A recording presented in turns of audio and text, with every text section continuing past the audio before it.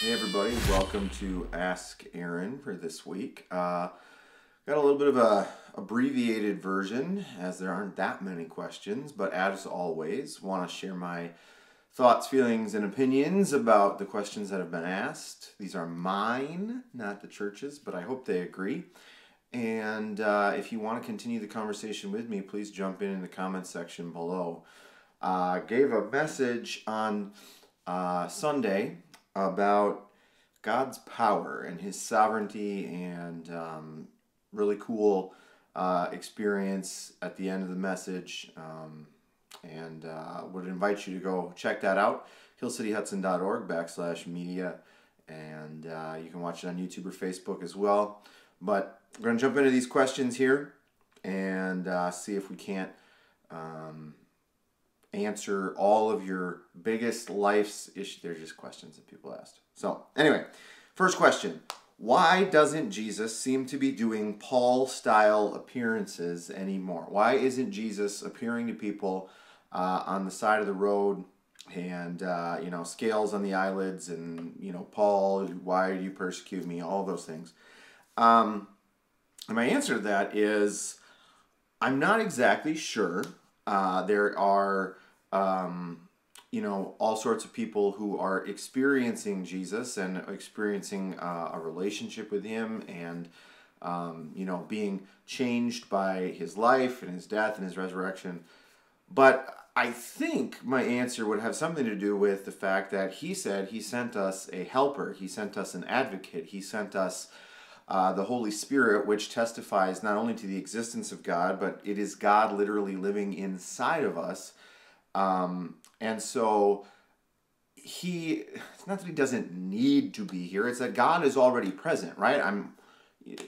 The Trinity is the reality that God exists in three persons, all separate and yet one, and that they are all equally as God. And so in essence, God is here with us and living in us, and people can experience God through us. That's the plan. That's the way it was set up. That's the way that this is supposed to work. And so Jesus doesn't necessarily need to do those kinds of things, because God should be at work in us and through us as Christians and as followers of His at all times. And so the world could literally be having that experience all day, every day, if Christians were doing what it is that God has called us to do, the way that God has called us to do it.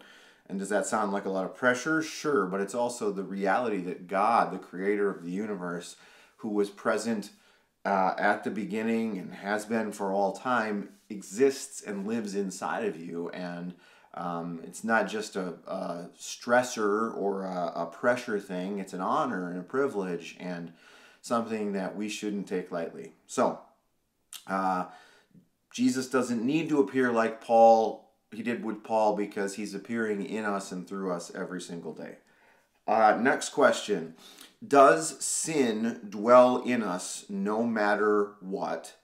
And can we totally remove it ever? The Bible's pretty clear that as human beings, we are both in our flesh, and if we are Christian, we are in the Spirit, and we are called to live more and more and more in the Spirit, of the Spirit, like the Spirit. But the reality of that is that we never, as human beings, this side of perfection, this side of eternity with God, this side of Jesus' coming again, will ever be able to totally remove it. We will live in a sort of in-between battle between our flesh and the Spirit, and hopefully every day we are becoming more and more like the Spirit, living in the Spirit, allowing the Holy Spirit to guide us in our actions and our thoughts and our sayings and all the things that we do. But we will never completely be free of our sin until we are made anew with Jesus forever, in eternal, new heaven, new earth, all that kind of stuff. So will sin dwell in us no matter what? This side of eternity, yes.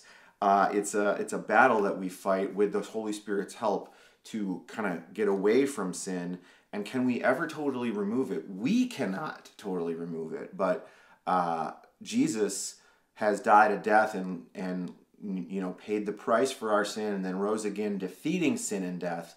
So ultimately, he has defeated and removed sin from our lives, and we will realize that reality when we are together with him after his return and in the new heaven and the new earth. Okay? Last question. And when you know where the questions come from, you can giggle about this. It's a serious question in part. I think it was asked both in part and in jest. Can I blame Eve for the fact that I have sin dwelling in me no matter what? The answer is yes and no. There's my typical Aaron answer again. Yeah, sure, you can blame Eve.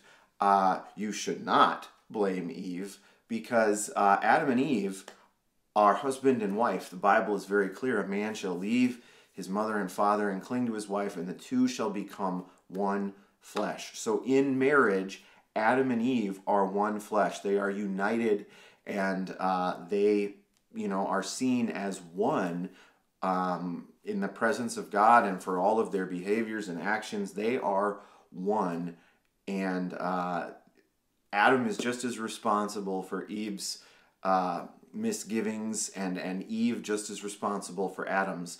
And just to be clear, this question is not intended to be sexist or awful. I think it's designed to get us to realize that as husband and wife, we function as a unit. We function as a team. We are responsible for challenging each other to live and be more like God, be more like Jesus each and every day. And so, no, we don't blame Eve because she sinned first, right? That's how the story is told. But there were so many opportunities for Adam to step in and to, do the right thing and be a good husband, and he didn't do that either. In fact, he goes the extra mile of sinfulness and says, the woman you gave me, not only the woman's fault, but the one you gave me. Adam denies all responsibility and, just isn't any better than Eve, who said, the serpent deceived me. It was, that we as human beings need to take responsibility for our own actions, our own thoughts, our own behaviors. And when we're married, those behaviors are one, right? Husband and wife, one flesh, one way that we are supposed to live, representing the marriage of Christ and his church. And so hopefully, the reality of the fact that our sin and our failures responsibility lies on us, is something that can sink in, right? We should not go around blaming other people for our sin. We shouldn't be, the devil made me do it. Well, no, you also had the opportunity and the ability to choose to be a person who follows God in that situation. So did the devil tempt you? Sure. Did Eve give Adam the temptation of being able to say, ooh, something was floating, that we, I had, no intention of doing that. It doesn't matter. You did it. You personally made the choice. And in fact, when you're husband and wife, it's one flesh, and, you're responsible and representative of each other. So with that said, those are all the questions we had this week. Finishing up our series Chosen this week, hillcityhudson.org/media. You can watch it on the app, YouTube, or Facebook, or you can join us in person, St. Pat's School, downtown Hudson, 10 a.m. We're having a baby dedication or a child dedication this week, and it's going to be a really exciting time. So hope you can join us. As always, thanks for watching Ask Aaron, and we'll join you next week.